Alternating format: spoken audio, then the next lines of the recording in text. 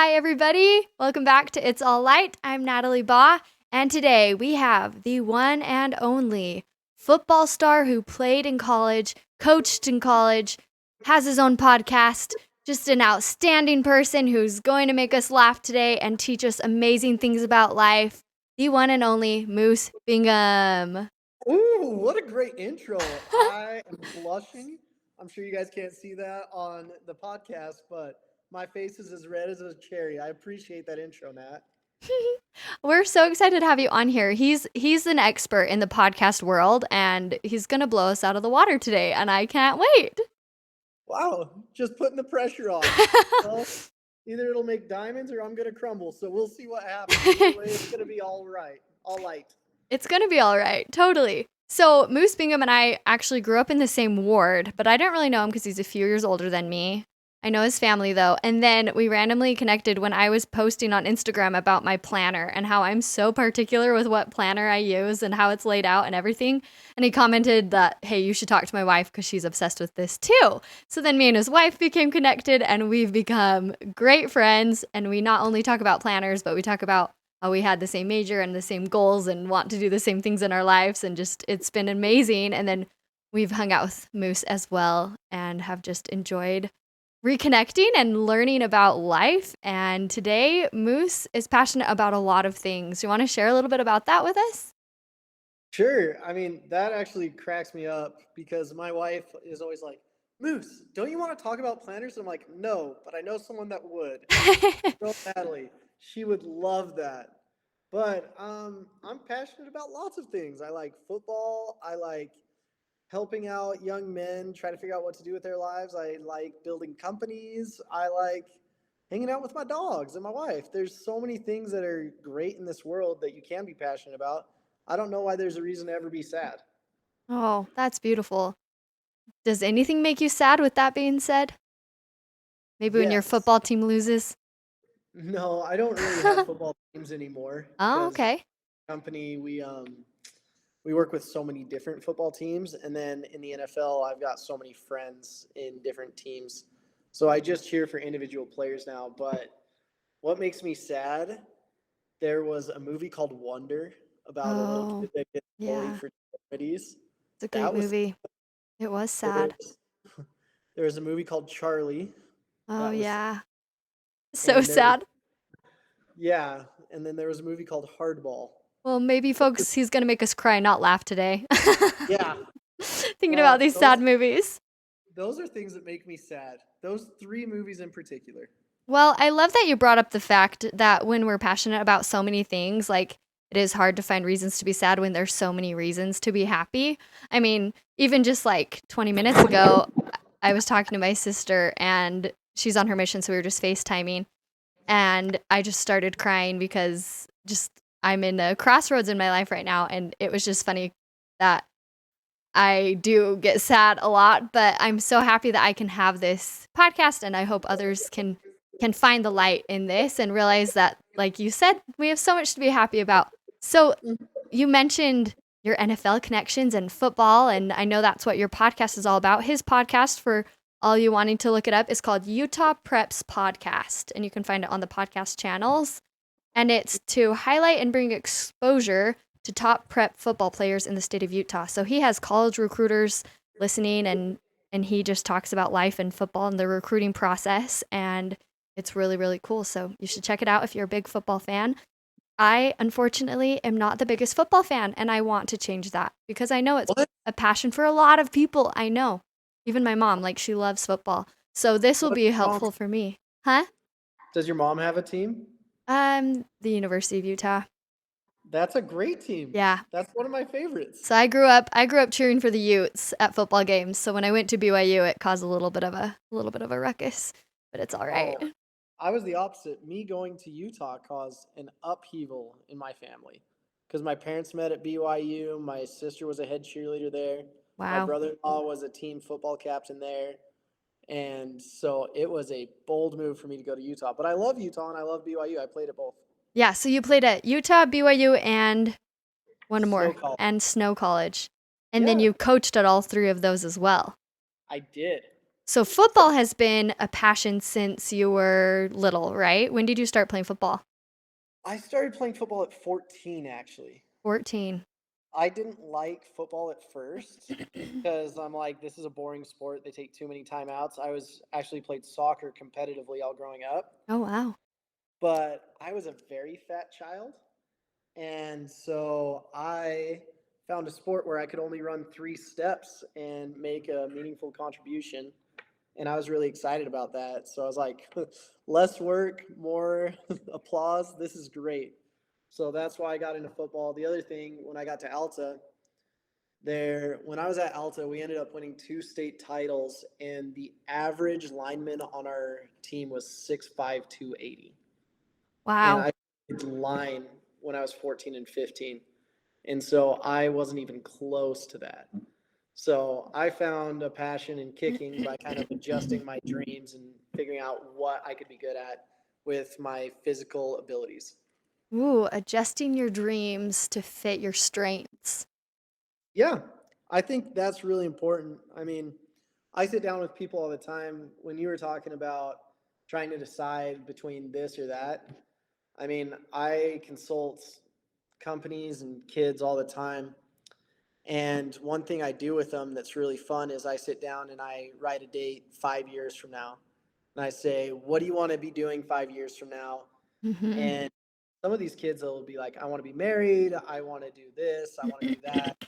I want to be playing in the NFL, or I want to be playing in college, or a company wants 3 million in sales. And so we break everything down from what their goals are 5 years from now to make attainable goals for what they're doing. And I kind of did that in high school by accident by seeing we had a wall where it had the first team all staters. And my whole goal of high school wasn't to go to college, it was just to get first team all state so I could be on the wall in our Mm-hmm. weight room. And I was able to accomplish that, but I wish I would have shot a little bit higher. Hmm. Fun fact, I would go work out in that weight room for track workouts, and I think I saw you up on that wall. Fun Alta High connection. But yeah, Yeah. no, I think back to my high school cross country days, and my motive was purely for fun. And if I had a different mindset though, I think I could have been a lot faster and accomplished a lot more. Which now Yeah. that I know that, now I'm trying harder to be better at running. But yeah, I think that's just one of the learning curves we go through, huh? Yeah, for sure. And it's interesting doing that. I mean, I did that with I teach kicking lessons, and one of the kids that I teach, he was like, "Hey, I want to get a Division I scholarship. I want to do this. I want to do that." And we're going over that in 8th grade. And by the time he hit going into his sophomore year, he was already committed to a Division I school, and Wow. he's ready to go. So it's crazy. He still has 3 more years of high school football before he even like attempts a kick at the college level, and he already has all of his school paid for and everything. Wow. That's incredible. Yeah, So, crazy. what helps you find this driving factor in what you do? The driving factor in what I do, in what portion of my life. Let's start with football. Like maybe go back to that mentality. What drove you then? And then we can talk about now and where you're at. What drove me in football when I was playing was I really was competitive with myself, and I wanted to find a way to maximize my abilities on and off the football field. What I liked about football was it gave me the ability to connect with all sorts of businesses, all sorts of people. So I really used football, and I didn't let football use me. So by using that platform that was given to me by all my schools, I was able to make incredible business connections to what I'm doing now. Yeah. And so that's been fun for me, that you don't just use the vessel you're in for what's going on immediately. You got to find ways to connect with people so that it really slingshots you into what you want to be doing in the future. Oh, I love that. That's going to be a quote on the Instagram page because that was so profound. Really like that. So tell us what you do now. So right now I'm the VP of sales for a company called War Room. We work with college football teams. We're a CRM. We also work with high school football teams as well. So we do roster management, equipment management, scholarship management.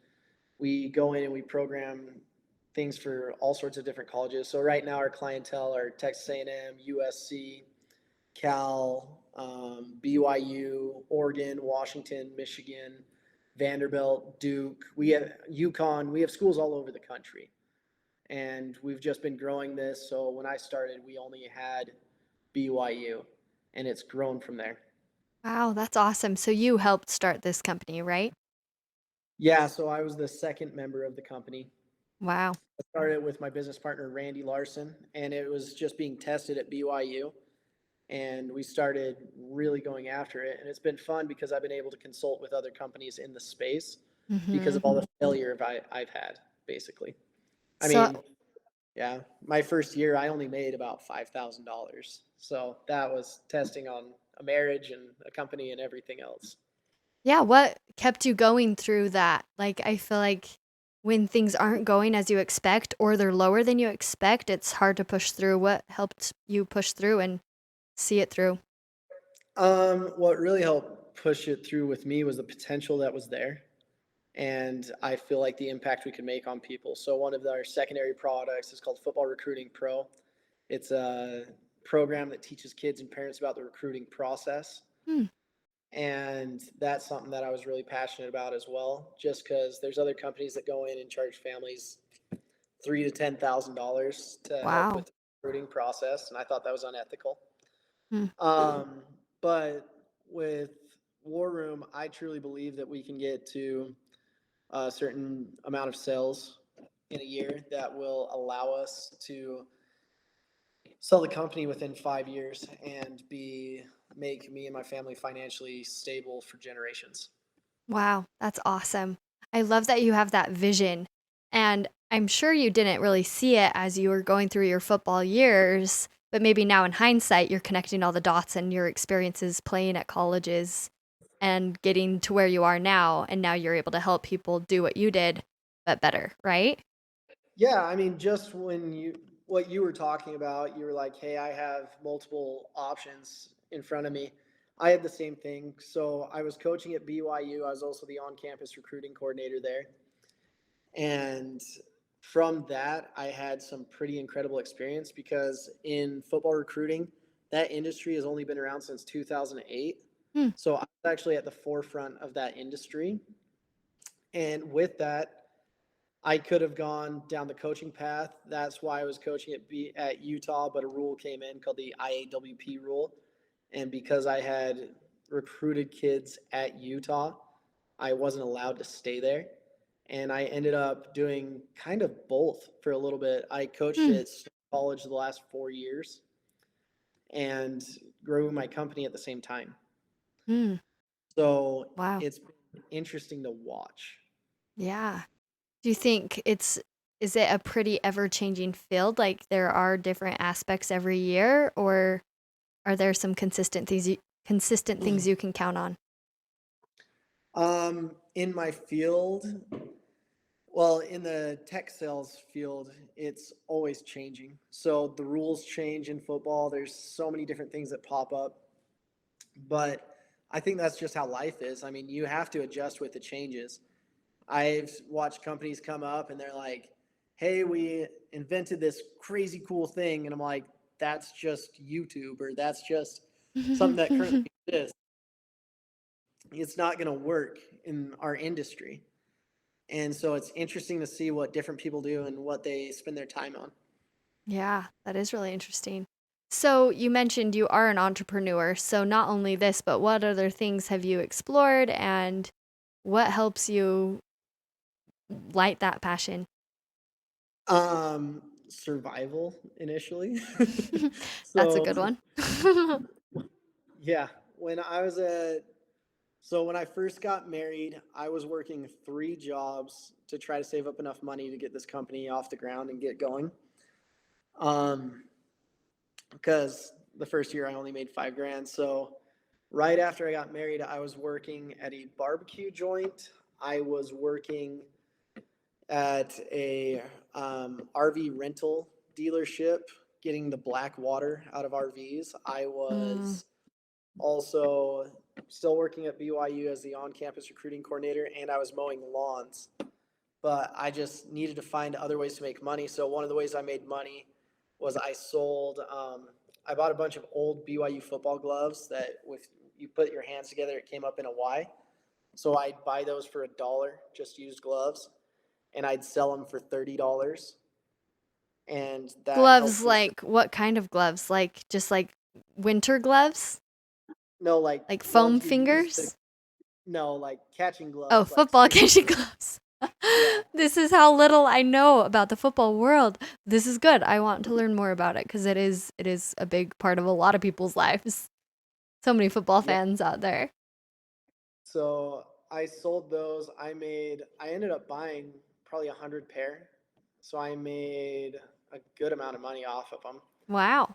So it's Uh, finding something to make money off of. You have to just be creative and think of something someone else isn't doing. yeah. So I did that. One of my friends, his name's Dax Eisinger. We both sucked at golf, and I've actually gotten better since then.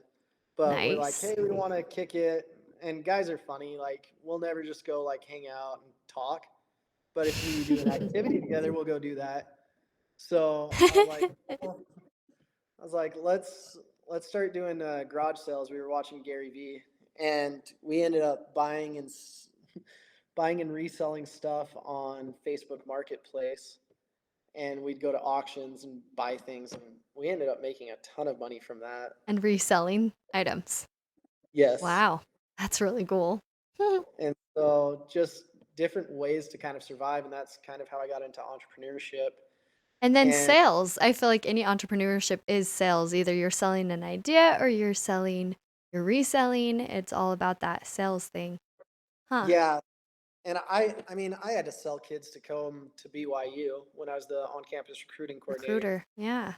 So, I mean, it's not the easiest sell in the world. I'd be like, hey, come to this place for the next 5 years and don't have sex and don't drink and just have life run by these guys who may or may not care about you. But I Wow. was able to change that pitch into come to a place where you can completely focus on what you're here to do, and that's football. Come to a place where you can get a degree that in your hands it'll be worth its weight in gold because of the connections you'll make. Come to a place where you don't have to fake who you are ever, and you can just live your life in the best way possible. And by understanding that, it helped a lot. Yeah. And That is a great pitch. yeah, I mean, BYU is a great place to play. Utah is, Snow College is, Yeah. Utah State, all of these schools. I mean, it's very difficult because only 1% of high school football players will be able to play Division I football at One all. 1%? Yeah. So if you want to play football at all at any level, it's about a 6%. We're talking D2, NAI, JUCO, D3, 1AA, and D1. Wow.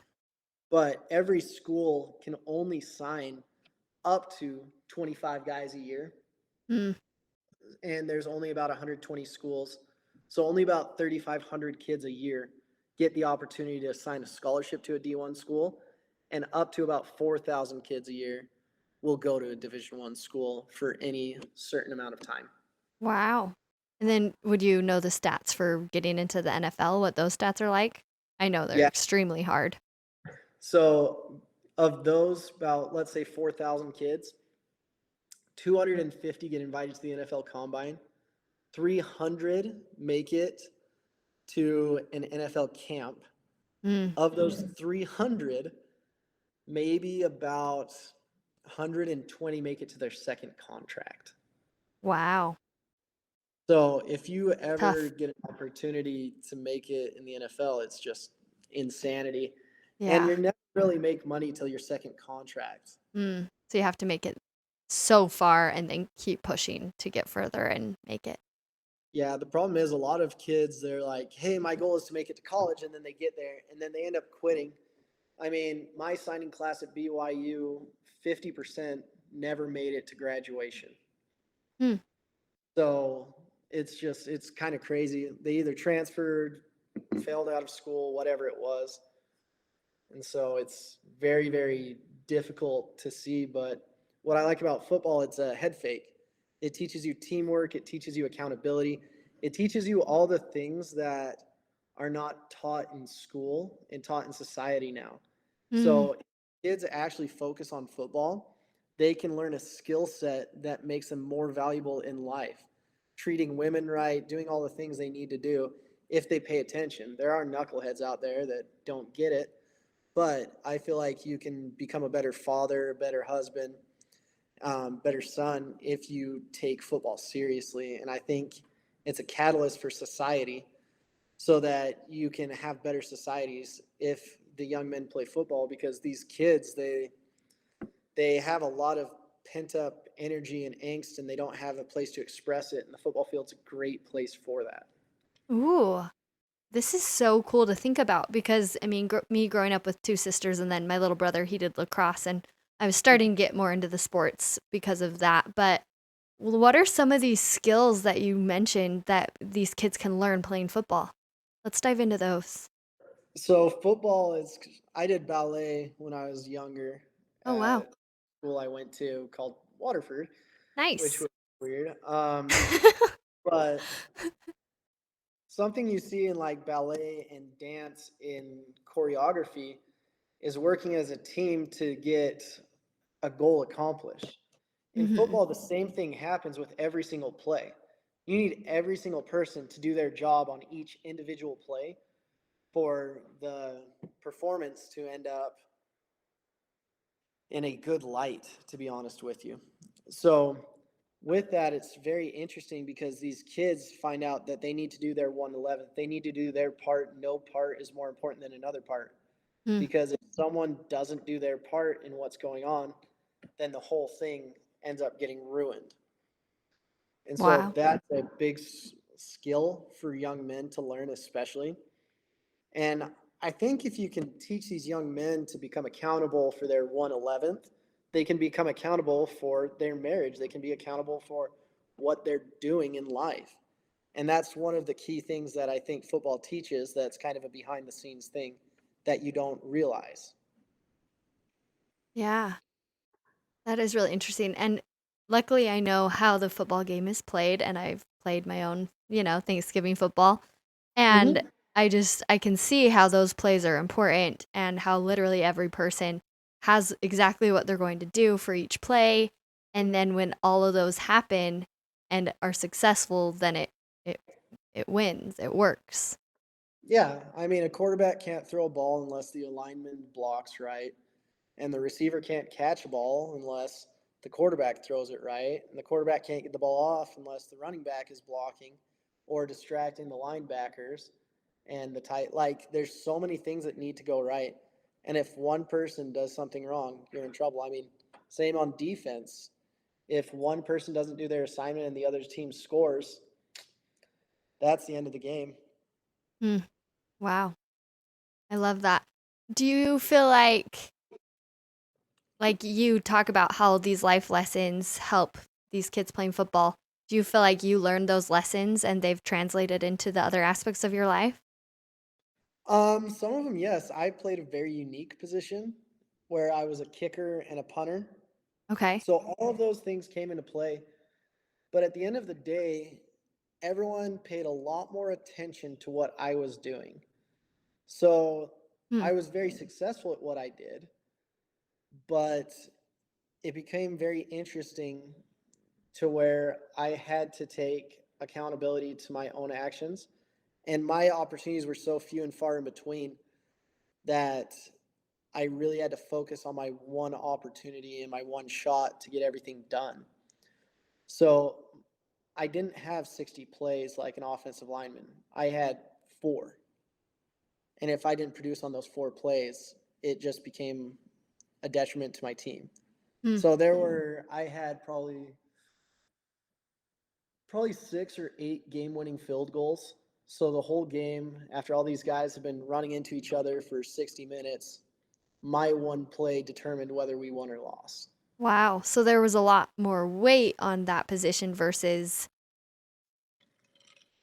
I guess, like you said, every role is different, but, or every role is impactful and different, but like I mean, every role has a unique way of going about it and a unique purpose, but yours were like, had to be maybe more perfect in order for it to work. Yeah. Like more So I concise, I guess I should say. yeah, and it's always interesting to see, but that's what I've learned from that. I mean, today I had a huge sales call where I had one opportunity to get these people to sign and excited about the product, and that felt like a game-winning kick. Mm, And instead of applause from the crowd, I'm getting X amount of commission on this deal. mm-hmm. Yeah, I it's mean, interesting. you can apply sports into anything, and that's why I like sports, because these young men want to get into it, but it's difficult because a lot of these young men, it's their only way out is what they see. I mean, I had friends that I played with that they're like, hey, it's either this or I'm going to go work a manual labor job. And they don't realize that they can use their brains, they can do so many other things. And when people are done with football, they engulf their self identity with it so much that a lot of these young men go through huge depressions, and they, I mean, 70% of NFL players, once they're done with the NFL, they are, they've declared bankruptcy, they're divorced, they have a addiction to over-the-counter medicine. Mm, And it's just kind of crazy. So if you're not built upon the right things and you're not going in with a grateful attitude every single day mm-hmm. and just being happy that you're there, you're going to engulf your self identity into something that can be taken away. And that's always a rough situation. So that 70%, they engulf too much of it into it and don't translate the skills over to real. So I Yeah. say real life with quotes, like real life. They don't translate it when they could. Mhm. They just kind of Exactly. invest too much into that one basket. Interesting. So, like, even when I played at Snow, so I started my career at Utah, went to BYU for 2 years, and then I had a year at Snow. And Mm-hmm. I had scholarship opportunities to go to Utah State, BYU, and Utah again. And I ended up, we had a really good season. A bunch of my teammates went to the NFL. One is now the highest paid offensive tackle in the entire NFL. His name's Wow. Garrett. What's his Yeah, name? Garrett Bowles. He plays for the Broncos. Actually served his mission in Denver too. Wow. Very good. But it was really interesting because while I was at Snow College, I hit a game-winning 51-yard field goal, and I celebrated with a teammate, and I came down and I tore my ACL, MCL, two meniscus, and I dented my femur and tore all the cartilage off my bone. Oh my gosh. Wow. And Just like being lifted up and jumped down, or I did a side bump with one of my teammates, and he launched me about 10 feet in the air. oh my gosh. Wow. And so with that, my whole football career was done in an instant. All those scholarship offers, because I hadn't committed anywhere, gone. And even the girl I was dating dumped me Oh, at that time. when it So rains, it pours. yeah, I was just like, oof. She Oof. like came into the house. She's like, I just don't want to see you anymore. And I'm like, As you're well, casted up and just lost that. I didn't do a cast, but I was Oh, not bearing for 2 months. non-weight bearing for 2 months. Wow. And then your girlfriend dumps you. Ugh, I'm sorry. Glad that's in the past, right? Yeah, but it was all for good things. Like after Mm-hmm. that, that's when Kalani called me and asked me to coach and be the on-campus recruiting coordinator. Just so fun. Wow. And yeah, but if I didn't prove myself as like a good kid while I was at Utah, that never would have happened. Mm, And interesting. How do you feel yeah, like you did that? at Utah, I was really cool. I did everything I needed to. I actually ended up being perfect in my job while I was at Utah. I just wasn't strong enough. Will you repeat that? The microphone got covered up. Oh, sorry. Didn't you better now? You're good now. Okay, go ahead. Um, basically, what I did when I was at Utah, I was very, very conscientious of how I acted. I went above and beyond to help my teammates out. I still am really good friends with all my teammates there. I just wasn't strong enough because I had just gotten off my mission. When I walked off my mission, I was 143 pounds, Mm. Where'd you and do surf? I was in Orlando. Florida. So you just Yeah. got home from your mission and you were playing at the U. hmm And while I was there, I talked to all the coaches. It was funny. One of the coaches was my little brother's little league coach, Sharif Shaw, Wow.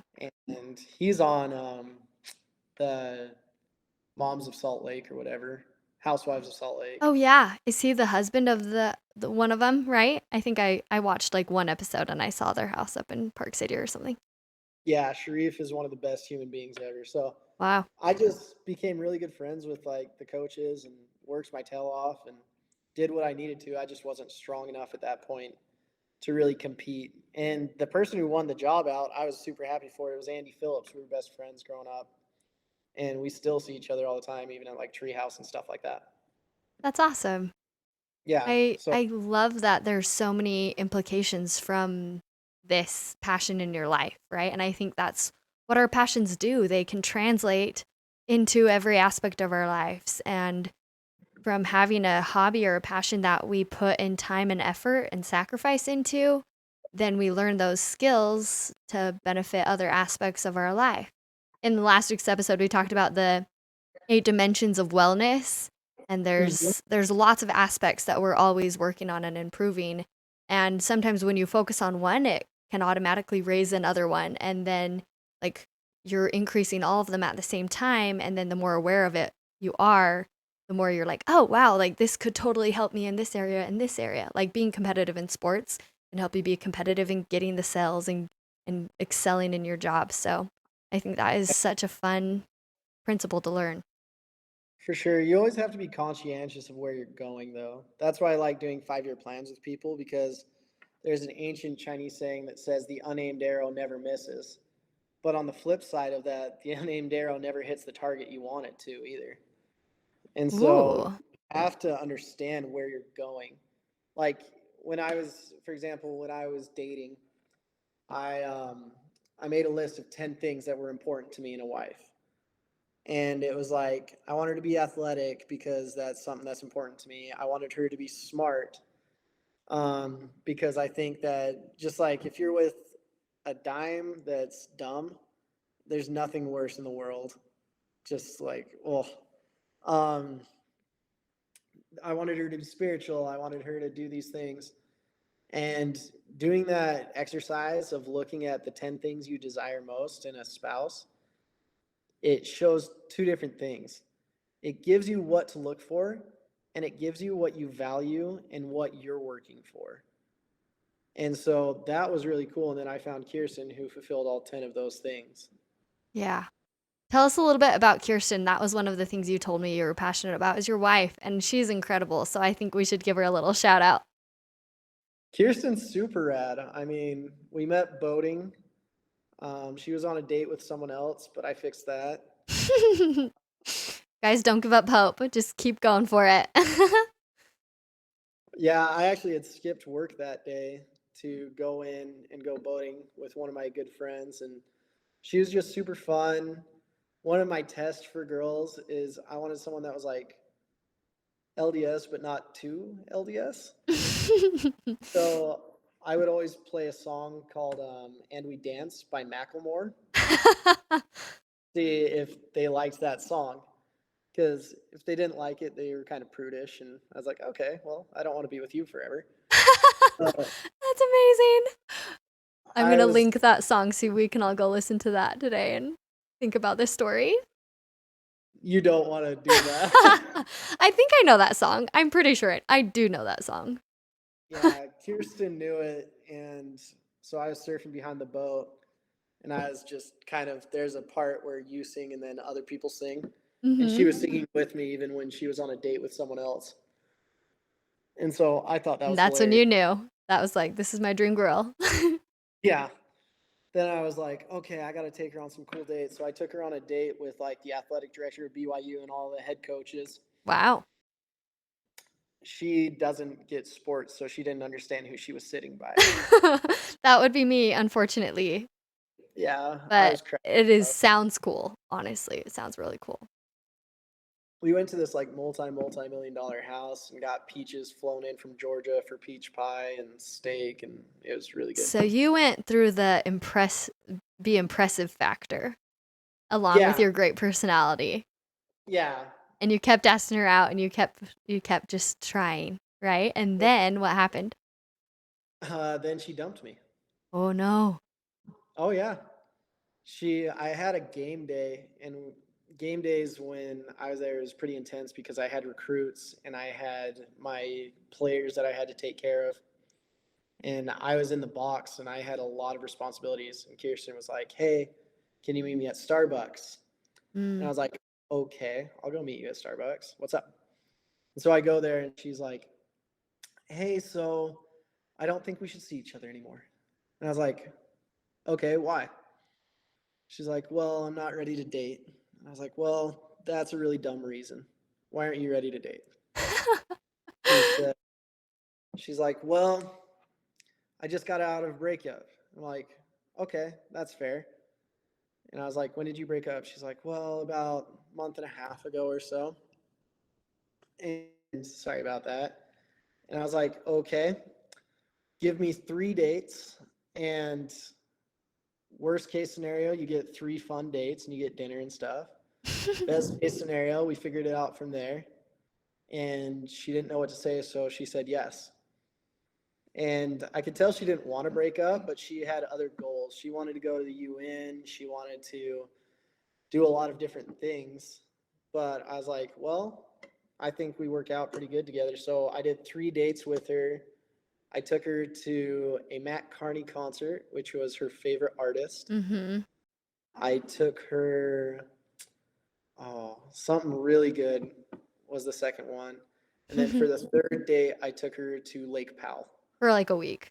It was a week-long date. No, I took her to Lake Powell for like 2 or 3 days though. And Still. we went with one of my friends. Yeah. So you didn't give up. You kept using your persuasive charm as well as like helping her see clearly that it was a good fit. And I think it's been so cool knowing Kirsten. She's so driven and she has a lot of goals and travel and passions. We're going to get her on the podcast too, and I'm excited for that. But also you and your dreams and goals. And it's been so cool to watch both of you support each other in your marriage and both be able to accomplish what you want to do and have fun with it together. Like, I think that's a good plug for people dating is that you can still accomplish your dreams and have your visions and help your spouse do the same thing. What helps you guys do that? Communication helps a lot. Just kind of being like, hey, this is what I want to do. And at times we're like, hey, it's going to be my time to shine or your time to shine, or this is what our thought process is. But if you have open communication, I know Kirsten, once we are financially secure, wants to go get her doctorate in I believe women's studies at Oxford. And so something that she wants to do or communication or something. Mm-hmm. And she's like, we can live in England for a little bit and do this and do that. But she's super, super driven. And that's something that I wanted in my life. It's interesting because I dated girls that weren't driven and they're like, I'm just here to get my MRS. And I'm like, well, I don't want that. Mm-hmm. Other people did want that and happy for them. But you got to know what you're trying to find and what you're looking for. So that's Yeah. one of the hard things is a lot of people don't know what they're looking for. Yeah. I think that's a good thing to remember, having that clear vision. What helps you establish that vision in your life? My 5 year plan. 5-year I, plan. So it goes back to that 5-year plan. And then you can see the vision each year based off of yeah, that. exactly. So in my 5 year plan, I'm actually gonna try to write a book called the 5 year plan, but Ooh. Stay tuned, everybody. it's about 5 years out. So Nice. this year I need to write the blueprint for it, and that's what I'm gonna do. But you have to understand exactly where you're going. So with me, I know I want to do a lot of things, but in 5 years, I hope to have 2 kids. I want to um, have my company sold by then. And if I don't hit it, I'll be ridiculously close. I want to, Yeah. um, the goal for me is to get every single year is different. So I'm looking at my 2022 goals. and trying to remember how they go into the 5-year plan because I redo my 5-year plan every year. So today I hit my goal of getting 10 new colleges on of War Room, like major colleges. I'm trying to get to 15,000 on Twitter and YouTube. I'm trying to get $200 plus. I've already hit that goal. Get 5 employees. I already got that. So you have that in front of you. If you're not watching it, he's reading his goals that are in front of him. So, and I like how you said you evaluate your 5-year plan every year. Yeah. I mean, there's a guy named Matthew McConaughey, and Love him. He was asked who his idol was, who he wanted to be like by this old guy. And he was like, let me think about it. And he went back to the guy that asked him. He's like, my idol is who I want to be in 10 years, is the person I am 10 years from now. Hmm. And the guy came back to him 10 years later. Was like, who's your idol now? And he's like, well, the idol I have now is actually the person I'm going to be 10 years from now. Hmm. And he just keeps on doing it 10 years. 10 years is too long for me, so I do 5 years. Yeah. But I think it makes it so much more doable, especially with how fast the world is now. With changing things every 5 years makes it very doable, and you're like, that's an achievable goal for me to get there. Yeah.